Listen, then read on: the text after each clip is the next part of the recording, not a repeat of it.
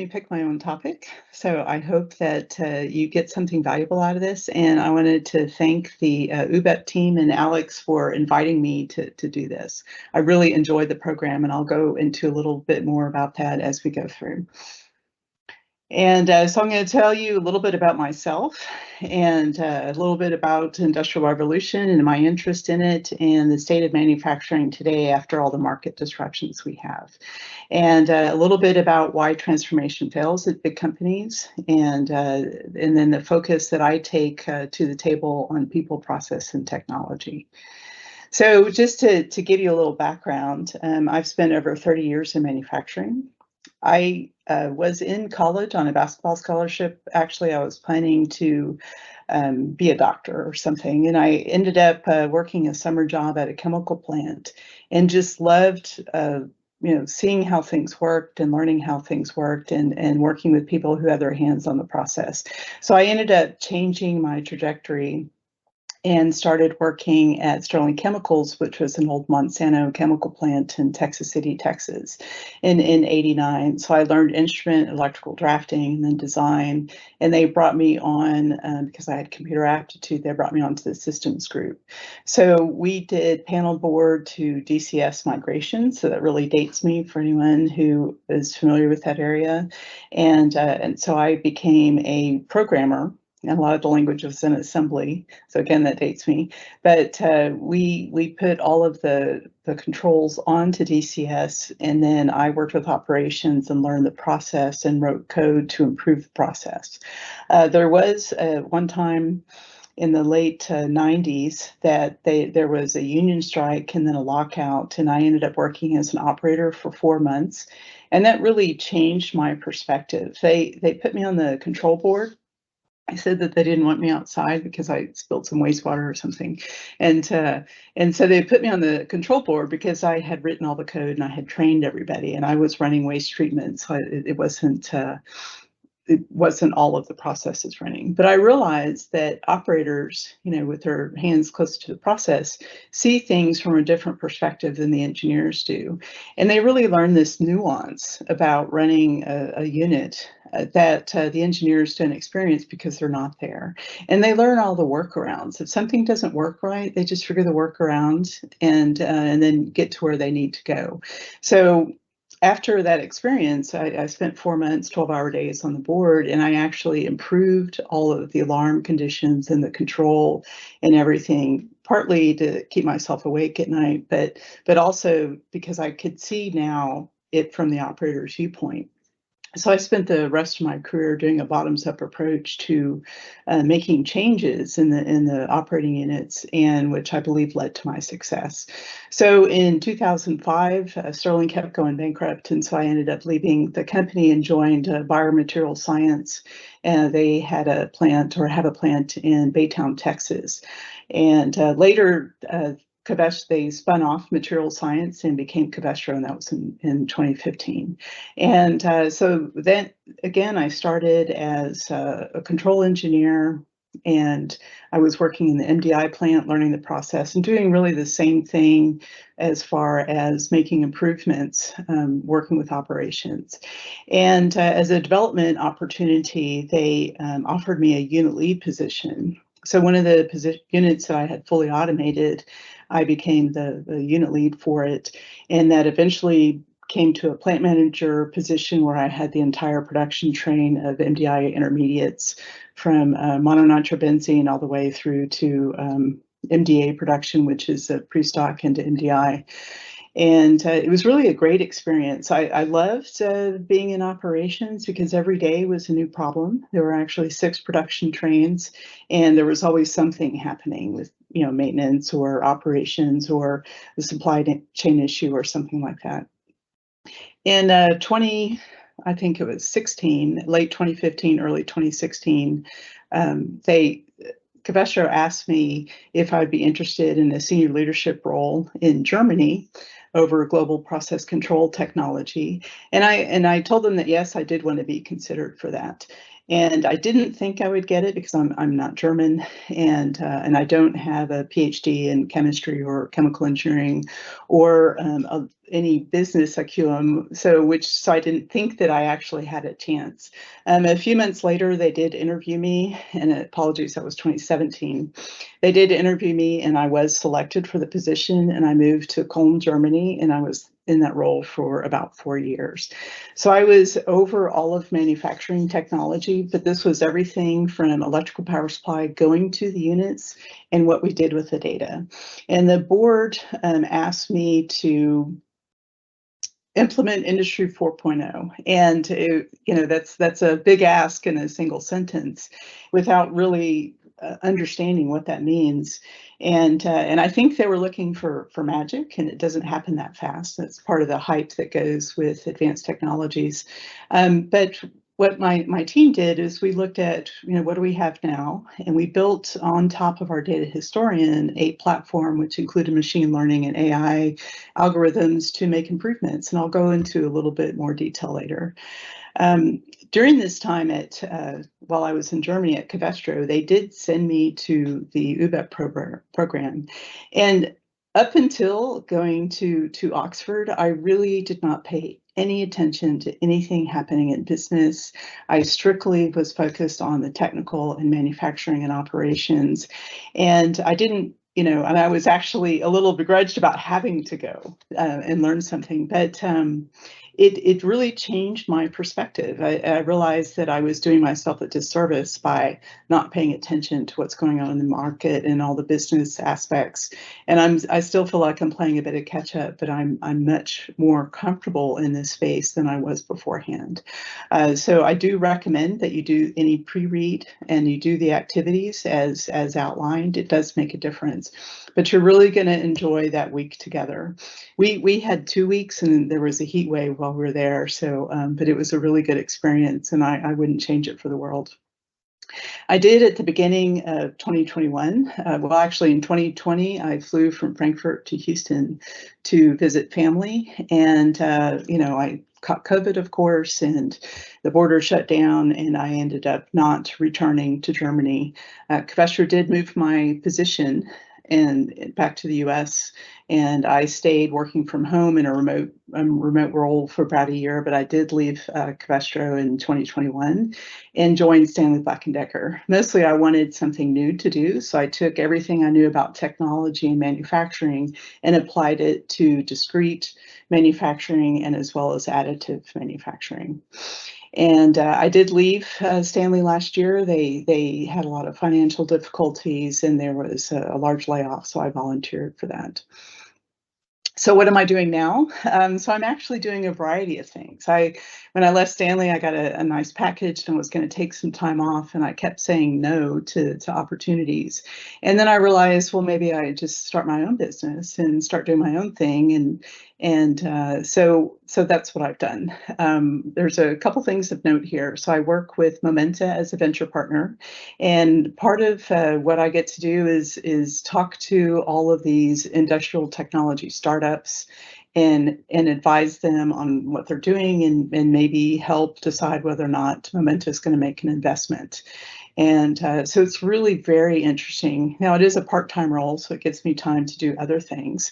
And I have a couple of different board positions, and I'm doing advisory. I show here the smaller companies that I'm working with, Bennett and Axiom, Cyberpoint, and Foray Solutions. And these are just people who, in a similar situation as me, at some point in the last few years, have started their own business. And so I'm helping them from a manufacturer's view.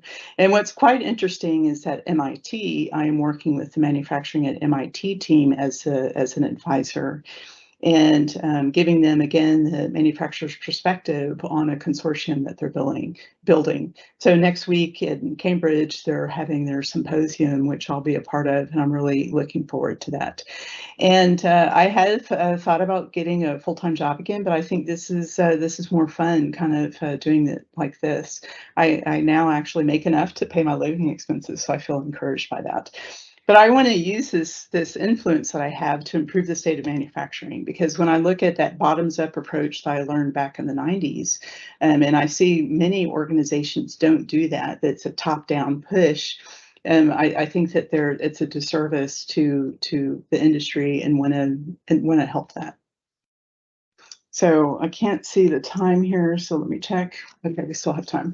Okay, so talking about the Industrial Revolution, I'm not going to go through all of this in detail. When I started my career, we were heavy into Industry 3.0, where everything was done on computer control with the DCS, so distributed control systems, safety systems, and manufacturing execution systems. When I joined the Covestro senior leadership team and moved to Germany, and was looking at Industry 4.0, it was about what else can we do with all that data? What kind of gaps can we fill with additional software? And how do we use, for example, Internet of Things and connect maybe some remote or abandoned equipment and actually get data from that and do something meaningful with it? And now there's Industry 5.0, and just like Industry 4, when I heard about Industry 5, I'm like, well, what now? What are we doing? And it's more about mass customization of what we were doing in Industry 4, but also there's a different thing for that, and I think that's the next slide. So let me just show this. So the European Union has coined Industry 5.0 to focus on human sustainability and resiliency above product and loss statements. And this is taking all of the Industry 4.0 technology, making it more scalable and easier to deploy, and making sure you're taking care of the people first, supply chain resiliency and sustainability. And I think that this is very valuable for companies as they're moving forward. Now, to actually change where the P&L is not the focus, but people is going to take policy change. And I understand from talking to Shauna Reagan at the EU Commission that there are policies in place to make this happen. So I want to go back to the Industry 4.0 potential value. And as I'm going through some of this, kind of imagine, what if we had put people first, and what kind of differences maybe that could have made in the whole thing. So on the very left, when we look at industry, so that's actually from the World Economic Forum, a survey that was done, and the numbers are very wide. What kind of improvements can you make? And it really depends on your starting point. And they did survey across all different industries, also all different verticals of manufacturing, and so it's pretty interesting, the outcome, because there are quite a bit of manufacturers who haven't done much. But then there are those who are very advanced. Automotive is considered pretty advanced as far as with automation and robotics. But anyway, I wanted to give two examples of how we approached the problem using a bottoms-up approach, and then this engagement model for a culture change in order for it to be sustainable. So with Stanley Black & Decker, when I showed up, they'd hired me for Industry 4.0 execution and didn't have any data. So it was pretty interesting. So we had to start with, okay, how do we connect our equipment to a data historian? So I had a team built a data historian with open source, and we started connecting equipment, putting in a DMZ for a secure OT network on the shop floor. And of course, with the supply chain issues, there were long delays in IT equipment. So we did the best we could with what we had, and it was slow going. As a stopgap, we found a low-code platform called Tulip for a bottoms-up approach to digitalize the shop floor. And when you go into an old Stanley site, it's all paper and sticky notes. And we wanted to start converting that to digital. And within the first year, just doing it with a very small team and working with some of the units, we came up with $10 million of implemented productivity improvements by solving these frontline issues, actually asking the operator, where's your biggest problem? And we were able to calculate that back from the P&L on the improvements that it's made, and prove that by doing this from a bottoms-up approach was successful. They have since expanded on that, and their target is 500 million, and I think they're close to the first 100 million of productivity improvements.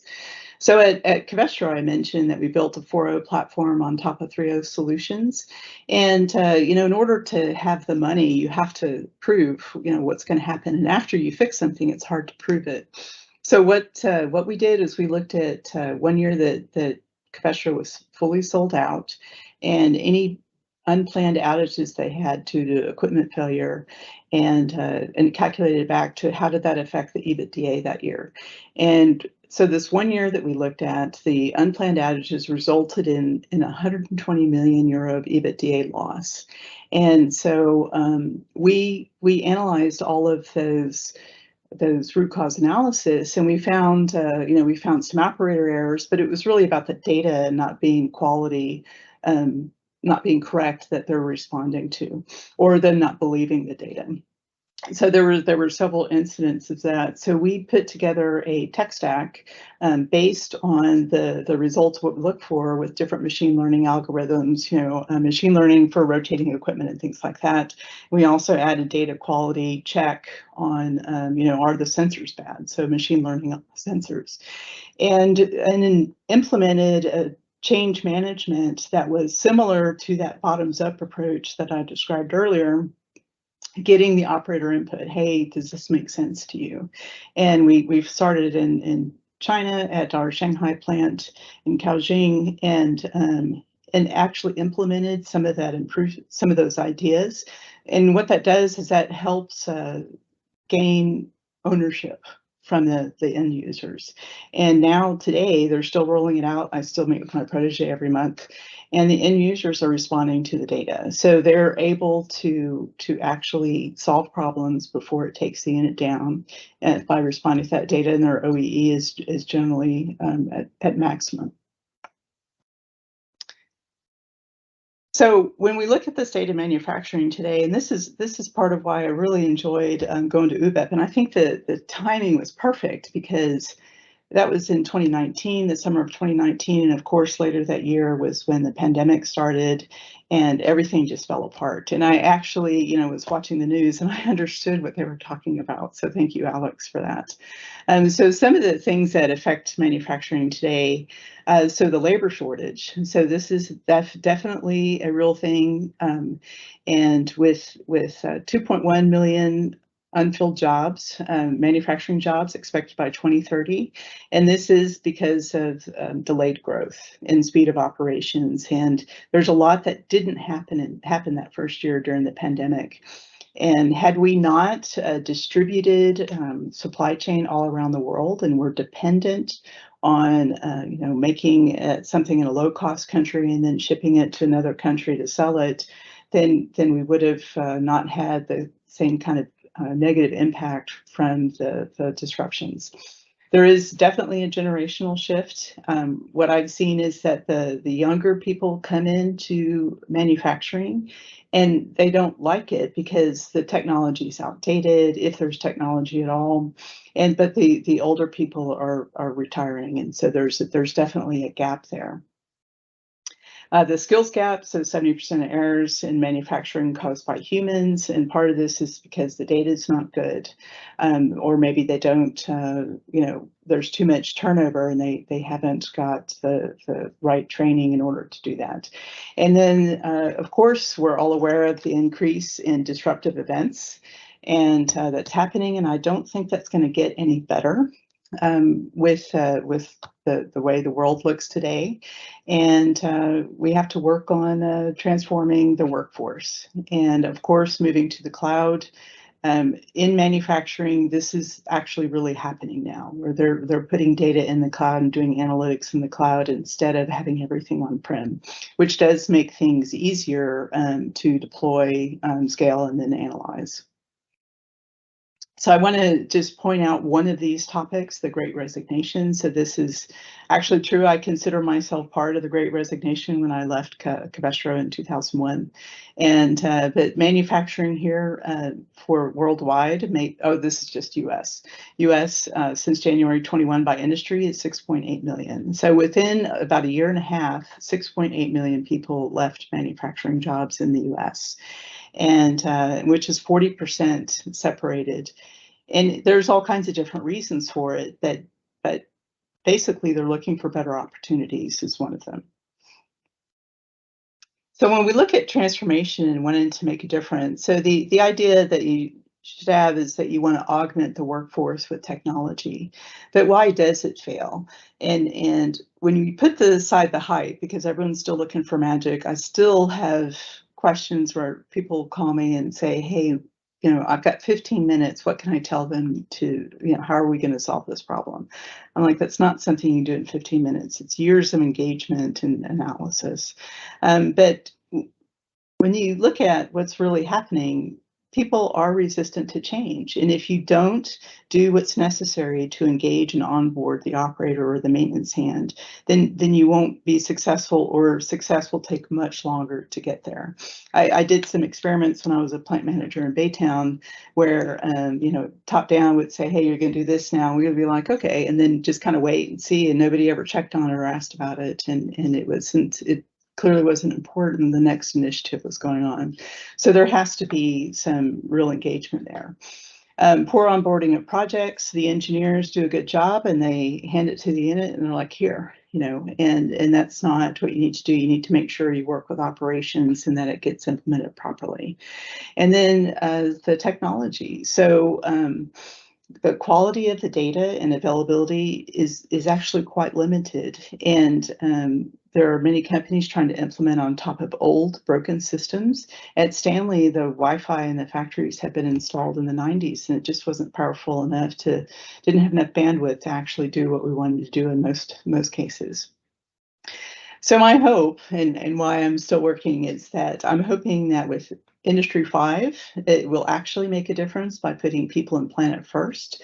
So as we're making these improvements, if it's not just about the bottom line, but actually is this using less greenhouse gases? Are the people getting something out of it? Is there actually betterment to the employees? That's my hope. So when you go into factories, so here's what I expected for when I joined Stanley, and here's what I found. So the things that you might have in mind are not necessarily in place around the world. And actually what you see here on the left is probably the anomaly, and what you see on the right is what's really happening. And I believe that it's because people in a room who are very intelligent engineers and have a lot of information created it. But the people with their hands close to the process weren't part of the solution. So as if anyone is working in this space, be sure to get that input from operations. And so when you look at how do you get there, it's very overwhelming for companies to start, because every single factory, every single company will be a little bit different, and you have to evaluate the maturity of where they are. So the digital plant maturity model that I'm referring to here, I believe this was first created by Pfizer. See where you are and establish the minimum target, and then start building from there. And it is possible to do these changes even on systems or companies that are very immature. I've visited many companies where they really needed help just getting started, and it's a big hurdle for them, knowing that they have to spend money on IT equipment and do that, and having a roadmap to understand what they need to do next is really beneficial and helps them make decisions to move forward. So transforming operations, and I've said all this before, but just want to mention it again. So I really believe that investing in the workers and leads to productivity and business growth. So site engagement, voice of the customer, actually asking the people where are your problems and I want to help solve them. And when you choose technology, make sure it's easy to use and scalable. So as you're doing transformation of any kind, not just digital, but any sort of business transformation, keep humans at the center, and be flexible. And just remember that it's a journey, because you have to keep at it for many months and years in order to be successful. And that's really all I had. So I am open for questions.